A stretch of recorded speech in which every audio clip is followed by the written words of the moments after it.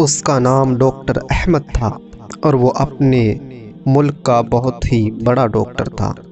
لوگ اس سے check up کروانے اور مشورہ لینے کے لیے کافی دور دور سے آتے اور کافی دیر تک انتظار بھی کرتے۔ اس کی شہرت بڑھتی جا رہی تھی۔ اس کے ملک کے ایک بہت بڑے شہر میں ایک انٹرنیشنل میڈیکل کانفرنس کا انعقاد ہونے جا رہا تھا، جس میں اسے بھی دعوت دی گئی تھی۔ ڈاکٹر احمد کی خدمات کے پیش نظر فیصلہ ہوا کہ وہ اس کانفرنس میں مقالہ پڑھے گا اور اسے اعزازی شیلڈ اور سرٹیفکیٹ بھی دیا جائے گا۔ ڈاکٹر احمد اپنے گھر سے ایئرپورٹ کی طرف روانہ ہوا۔ آج وہ بہت خوش اور پرسکون تھا۔ آج شام اسے خصوصی تکریم اور عزت سے نوازا جائے گا۔ یہ سوچ کر وہ اور زیادہ آسودہ ہو جاتا۔ ایئرپورٹ پر معمول کی چیکنگ کے بعد فوراً ہی وہ ہوائی جہاز میں سوار ہو گیا اور اس کی فلائٹ شیڈیول کے مطابق پرواز کر گئی۔ کوئی آدھ پون گھنٹے کے بعد ایئر ہوسٹس کی آواز سنائی دی۔ وہ اعلان کر رہی تھی، معزز حضرات، ہم معذرت خواہ ہیں کہ طیارے میں فنی خرابی کی وجہ سے مجبور ہو کر اسے قریبی ایئرپورٹ پر اتارا جا رہا ہے۔ ہمارے پاس اس کے سوا کوئی چارہ کار نہیں ہے۔ فلائٹ بغیر کسی دشواری کے قریبی ایئرپورٹ پر اتر گئی۔ مسافر جہاز سے اتر کر لاؤنج میں چلے گئے۔ ڈاکٹر احمد بھی دیگر مسافروں کے ساتھ طیارے کے درست ہونے کا انتظار کرنے لگے۔ تھوڑی دیر کے بعد ایئرپورٹ پر اتھارٹی نے اعلان کیا کہ خرابی درست ہونے کا فوراً کوئی امکان نہیں ہے۔ مسافروں کو متبادل طیارے آنے تک انتظار کرنا ہوگا۔ نیا طیارہ کب آئے گا کسی کو علم نہ تھا۔ پھر کچھ دیر بعد اعلان ہوا کہ دوسرا طیارہ بھی کل ہی آ سکے گا۔ ہم اس زحمت کے لیے معذرت خواہ ہیں۔ ڈاکٹر احمد کے لیے یہ اعلان بہت ہی تکلیف دہ اور چونکا دینے والا تھا۔ آج کی رات تو اس کی زندگی کی بہت اہم رات تھی۔ وہ کتنے ہفتوں سے اس کا منتظر تھا۔ اس کی تکریم ہونے والی تھی۔ وہ کرسی سے اٹھا اور ایئرپورٹ کے اعلیٰ افسر کے پاس جا پہنچا۔ اپنا تعارف کروایا اور کہا، میں انٹرنیشنل معیار کا ڈاکٹر ہوں۔ میرا ایک منٹ قیمتی ہے۔ مجھے آج رات فلاں شہر میں مقالہ پڑھنا ہے۔ پوری دنیا سے اس سیمینار میں شرکت کے لیے بہت بڑے بڑے لوگ آئے ہوئے ہیں اور آپ لوگ ہمیں مزدہ سنا رہے ہیں کہ متبادل طیارہ 16 گھنٹے بعد آئے گا۔ متعلقہ افسر نے جواب دیا، محترم ڈاکٹر صاحب، ہم آپ کی عزت اور قدر کرتے ہیں۔ ہمیں آپ کی اور دیگر مسافروں کی مشکلات کا بخوبی اندازہ ہے، لیکن یہ ہمارے بس میں نہیں ہے اور نہ ہی نیا طیارہ فراہم کرنا میری ذمہ داری ہے۔ البتہ وہ شہر جہاں آپ کو کانفرنس میں شرکت کے لیے جانا ہے، زمینی راستے سے صرف 3 یا 4 گھنٹے کی دوری پر ہے۔ اگر آپ کو بہت زیادہ جلدی ہے تو ایئرپورٹ سے کرائے پر گاڑی حاصل کر لیں اور خود ڈرائیو کرتے ہوئے مطلوبہ شہر پہنچ جائیں۔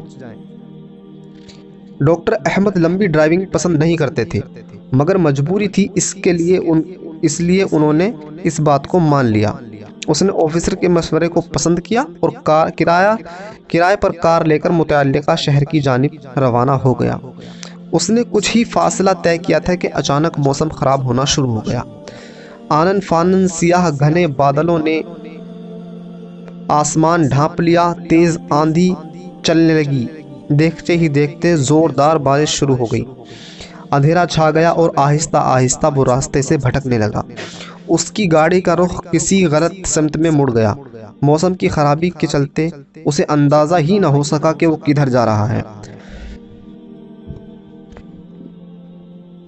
2 گھنٹے کی مسلسل ڈرائیونگ کے بعد اسے یقین ہو گیا کہ وہ راستہ بھٹک چکا ہے۔ بھوک اور تھکاوٹ کا احساس بھی اسے ستانے لگا۔ اس کے پاس کھانے پینے کی کوئی خاص چیز نہیں تھی۔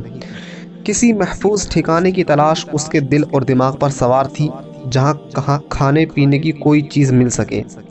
وقت بہت تیزی کے ساتھ گزرتا چلا گیا اور رات کا اندھیرا پھیلنا شروع ہو گیا۔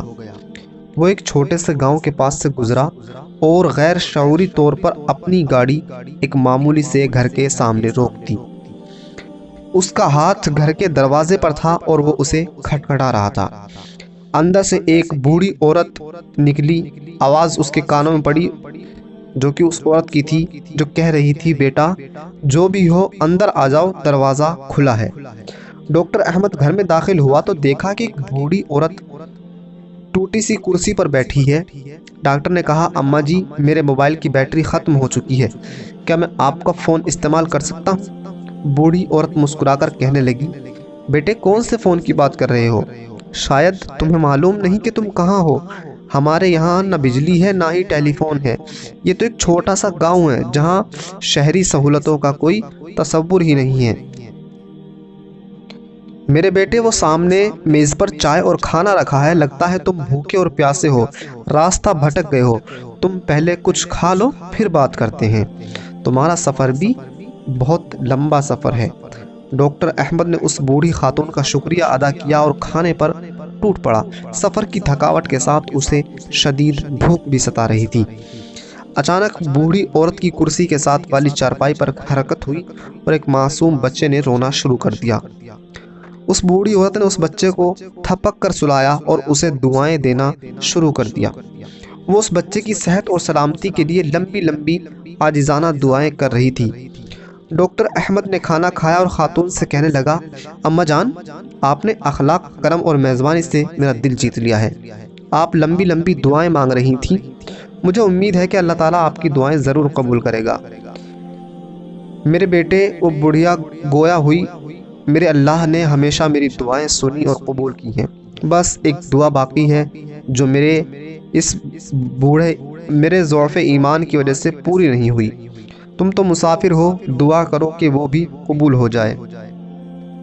ڈاکٹر احمد کو اشتیاق پیدا ہونے لگا، اماں جان وہ کون سی دعا ہے جو قبول نہیں ہوئی؟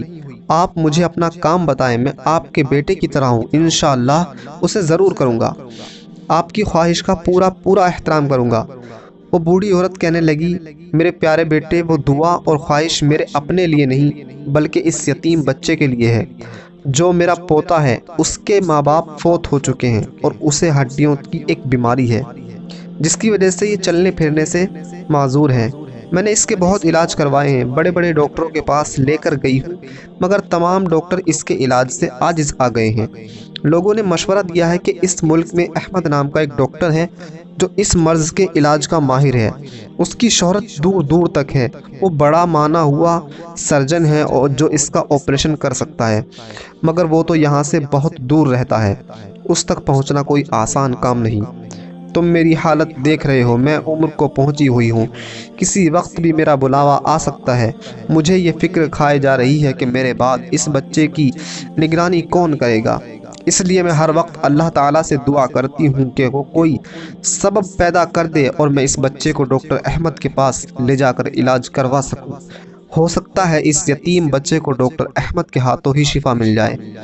ڈاکٹر احمد اپنے جذبات پر قابو نہ رکھ سکا، اس کی آنکھیں بھیگ چکی تھی، روندھی ہوئی آواز میں اس نے کہا اماں جان میرا طیارہ خراب ہوا، پھر خوب طوفان آیا، آندھی اور بارش آئی، اللہ تعالیٰ نے مجھے گھیر گھار کر آپ کے گھر بھجوا دیا، آپ کی آخری دعا بھی قبول ہو چکی ہے، اللہ رب العزت ایسے اسباب مہیا فرما دیتا ہے کہ ڈاکٹر احمد خود چل کر آپ کے گھر آ گیا ہے، اب میں آپ کے پوتے کا اللہ نے چاہا تو پوری محنت اور توجہ سے علاج کروں گا۔